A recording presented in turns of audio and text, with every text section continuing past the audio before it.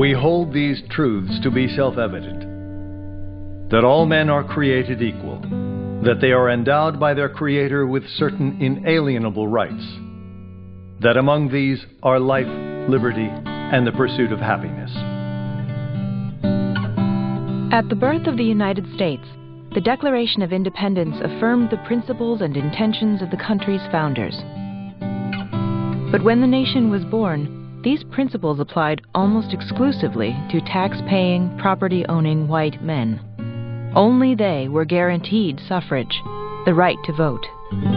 The majority of the population could not participate in the government, but that would change.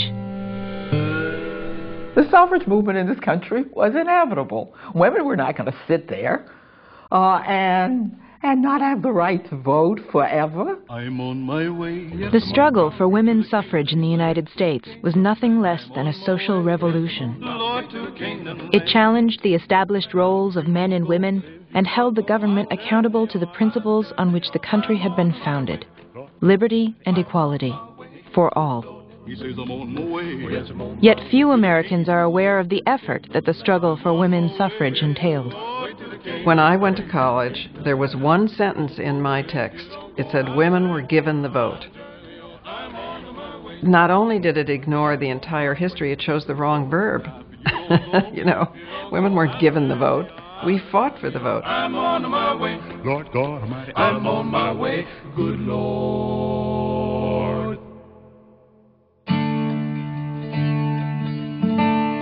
We hold these truths to be self-evident, that all men and women are created equal, that they are endowed by their Creator with certain inalienable rights. This rewrite of the Declaration of Independence was a product of the first Women's Rights Convention in the United States. It was the brainchild of Elizabeth Cady Stanton and Lucretia Mott. Stanton, married to a prominent anti-slavery reformer, was committed to women's rights from an early age. Mott was a Quaker and Reform veteran. In 1848, they chose Stanton's hometown of Seneca Falls, New York, as the site for their meeting. The general consensus is 1848, July, Seneca Falls, New York, begins the women's rights movement in the United States. The Seneca Falls Convention in 1848 has its importance in being the first moment when women met publicly and said, "We will have our rights." Though Stanton and Mott initiated the women's rights movement in the United States, their alliance originally began with a shared commitment to abolitionism. This reform movement attracted many men and women who believed that slavery was an abusive and unethical institution. Eager to play active roles in the cause, Stanton and Mott sought admission to the World Anti-Slavery Conference in London in 1840. But because of their sex, both were refused entrance. This meant that you had some of the most politically active women in America sitting together in London, excluded from a discussion of slavery. So what do they discuss? Women's rights.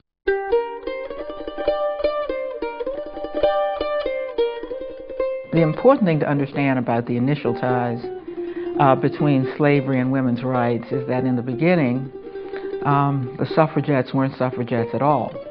They were abolitionists.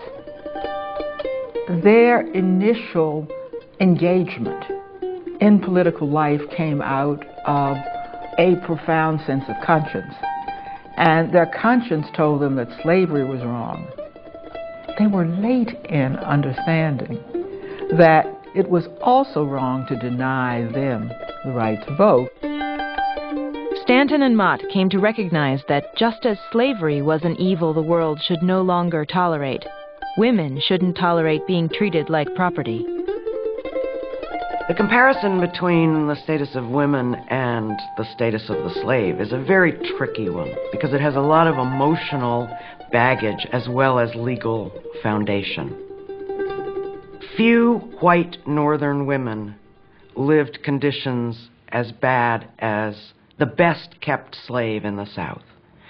And that must never be forgotten when making the comparison. There are, however, legal parallels that are worth considering. When slaves were brought to this country, the model for their legal status was the status of women. The 19th century woman was a prisoner in her own home. Once a woman married, she became, the legal phrase translated, dead in the law. She simply ceased to exist legally. A woman did not own her own body, which is one of the essential definitions of slavery. She has no right to refuse sex. She cannot leave her husband without permission. She does not own the fruits of her own labor.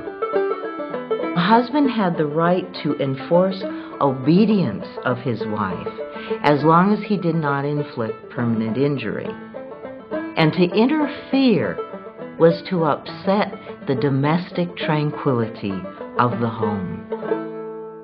With so few personal privileges, the idea of women laying claim to any rights seemed preposterous. And yet, by the mid-19th century, virtually all white men, rich or poor, had equal rights before the law. With the country expanding westward, new states entered the Union, and they offered the vote to all white men. Eastern states, fearing a loss of population, soon followed suit. But this new enthusiasm for true democracy left the majority of the population on the sidelines. Those excluded, like women, began to press for their rights.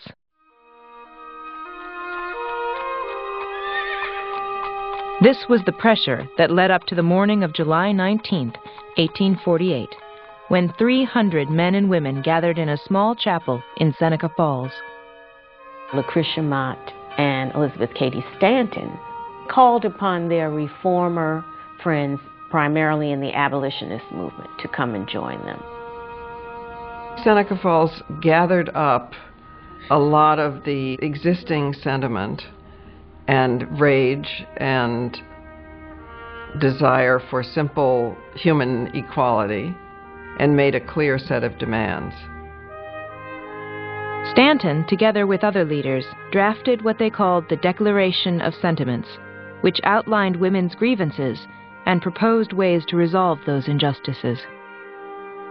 The history of mankind is a history of repeated injuries on the part of the man toward woman. Resolved that man is woman's equal and that she should be recognized as such. He has compelled her to submit to laws in the formation of which she had no voice.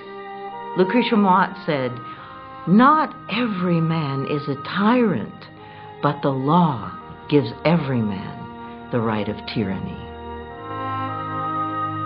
The convention accepted all of the resolutions unanimously. All but one.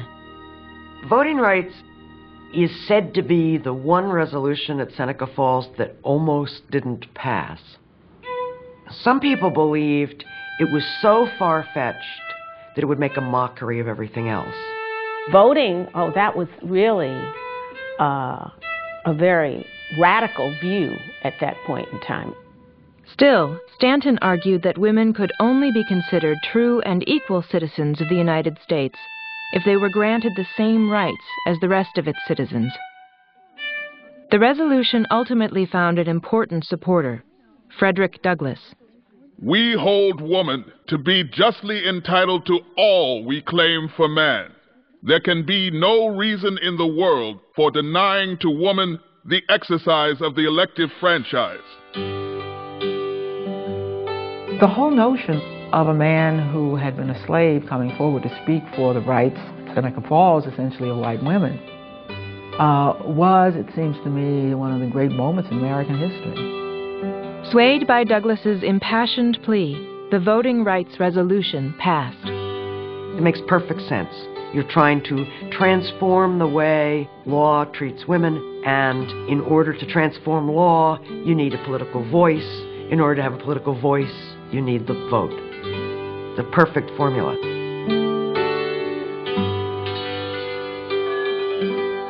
In 1851, a strong new voice joined the struggle for women's